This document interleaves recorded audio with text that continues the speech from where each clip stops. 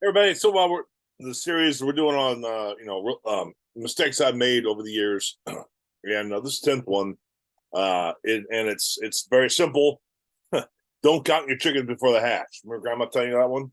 Your mom or whatever. I mean, this is something that I still screw this up, even after been doing this for decades. Okay, listen, a deal has not closed, has not at all, until that money is in your bank account. Does that make sense? I'm going to say that to help you, encourage you.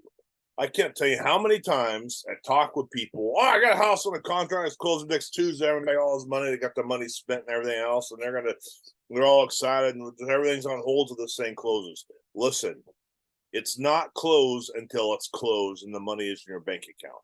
Okay, you'd be well to listen to this. Especially if you're tight on funds or what have you, and you really, really, really need this to close. Great, yeah, I've been there. I understand it, but here's the thing: it may not. I mean, I can't. I remember one time. This is crazy. I had this house, in the country on 8 acres, whatever, and I had a buyer lined up. I rehabbed the thing, and I was able to put it on the market for like 20 grand above asking.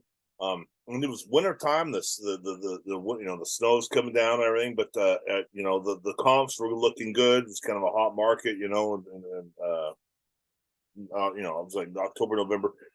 Point is, this guy is a vet. It was a dream house. He's gonna retire. Him and his wife, they love the house. Super excited. I did the walkthrough. They loved it. But he's getting a VA loan, and it was like a 45-day, 60-day close or whatever. But he was all excited about it. They're going over there every day, looking at the house. I was super excited. I was in my extra 20 grand. Imagine 20 grand, on this thing. And I'll get the day before closing. I had the money all spent. I was super excited about this. Morning of closing, dude dies of a heart attack. Dies of a heart attack. Horrible, horrible for him and his wife. He's the vet. She can't get the loan. She's devastated, lost her husband, and I feel so bad for that. But I mean, she could buy the house. It's not a dream house for her. So I had to do, put the house back on the market. Wintertime's coming in, snow's on the roof, the whole thing. And what happens is, in the market, we call it market rot. Just something sits on there. And so agents are checking. It's kind of a gimmick. Oh, what's back on the market? And well, how come it didn't sell? What's some say? And typically, you get market rot. So all in more of the story is, not only did I not get 20 grand above retail or what I was hoping for, I didn't even get my target price. I had to drop it like 10, 15 grand. So I finally got a buyer, plus some accruing interest, debt service on the house, blah, blah, blah. Sold it eventually, but it was an extra, 90 days or more before I got paid, right?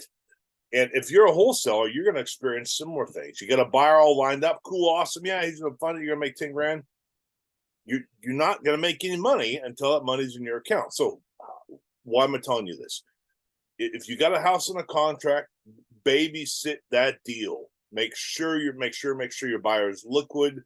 Whatever, how is he getting funding? I'll do another video on that kind of stuff you're going to need if your buyer isn't a cash buyer, that to get a loan kind of thing.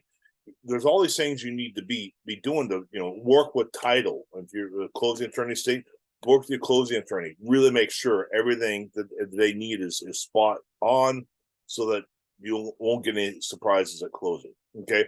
So moral of the story is, again, don't count your chickens before the hatch. I mean, if you got a house on a contract, great, but that doesn't mean anything until it's actually closed. So I hope this helps. I'm going to save you from a lot of headache and heartache too. I mean, especially if you really need a deal. Okay. Make sure you babysit the deal. If you need some help making sure this is a good deal or not, just set an appointment below. We'll do maybe a Zoom call, and we'll kind of walk you through it. And potentially we can do some, joint venture deals together. Godspeed. We'll see you on the next video.